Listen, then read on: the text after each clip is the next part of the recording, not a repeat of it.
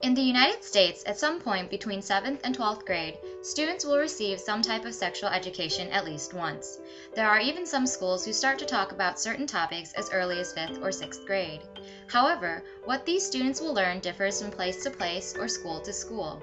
That is because many states have their own laws that decide what will be taught in sex education classes. Some leave the curriculum decisions up to each school district, and some states even allow parents to opt out. There are two main forms of sexual education currently being taught in American schools: comprehensive and abstinence only. Studies have been done concerning the efficacy of each form of sexual education, and a whole host of surveys have been carried out asking parents what they think. Comprehensive sex education encourages abstinence, but information regarding contraception and safe sex practices are also included. Proponents here argue that after puberty, sexual behavior among teens is unavoidable, and that preventing teens from obtaining this information regarding human sexuality will lead to more unwanted pregnancies, STIs, and other issues that will compromise their health and well-being.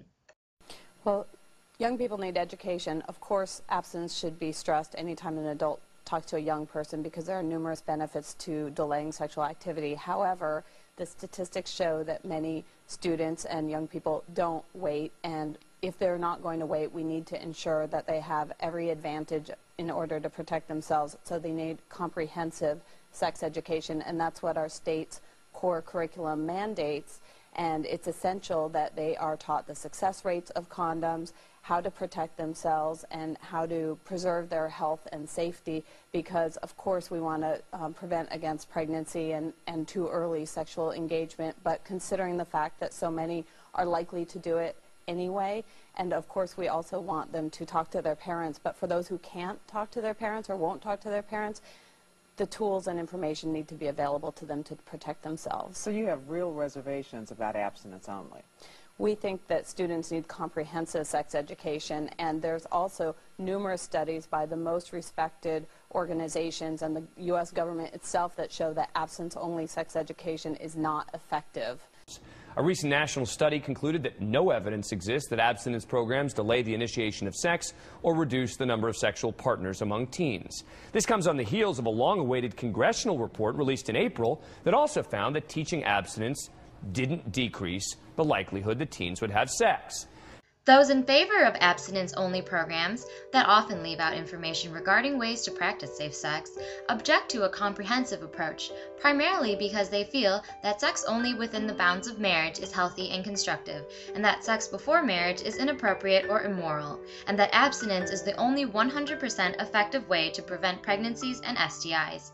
Proponents here are also often concerned that information about sex and contraception can encourage early sexual activity among children even before they reach adolescence. The National Abstinence Education Association and the Family Research Council.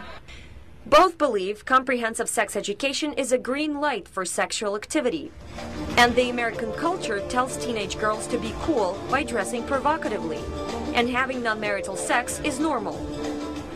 There are American parents who insist that abstinence only be ritualized.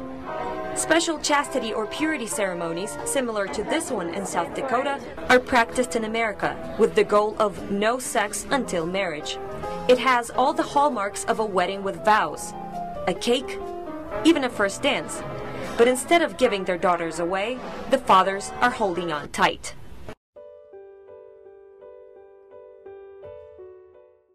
Sex is, something private, something great between people. Sexuality is part of our being. Comprehensive sex ed program will include both parts. Exactly. Abstinence and contraception. And adults in general think that they can just ignore the issue. Kids talking about it, everyone has their own opinion. You just heard from some of the young people who have experienced sex education in U.S. schools. So what do you think about sex education? Do high schoolers really need it? They're getting to that age where their bodies are changing and they're starting to become more interested in the opposite sex or the same sex, as the case may be. And a lot of them aren't prepared. Of course, abstinence is the best way to protect yourself. Of course, if you don't want to get something, don't do it. But at the same time, if you do choose to do something, then there's also contraception. There are also plenty of choices. Young people deserve to have all the necessary information to make responsible decisions. Right. More not like the forbidden fruit. We're going to be parents one day, and because we are in the International Youth Leadership Council and Advocates for Youth, we're going to know how to talk to our kids about sex. But, I mean, a lot of parents just ignore it, and so we can't expect the media to be our teachers. A lot of children are learning about sex through media, and that's not a healthy way of looking at sex.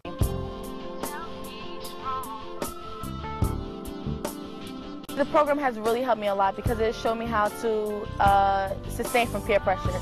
But it isn't just about sex, it's about how to go through life, how to value different things, important things in life. I know that I am my own person and that I don't have to go along with what the crowd is doing. And the program has helped me to become my own person and to be comfortable in my skin and be comfortable with my beliefs and how I look at things. I think the number one thing that keeps me grounded on staying abstinent is the fact that God has given me strength, and also the program because it has given me tactics to overcome peer pressure.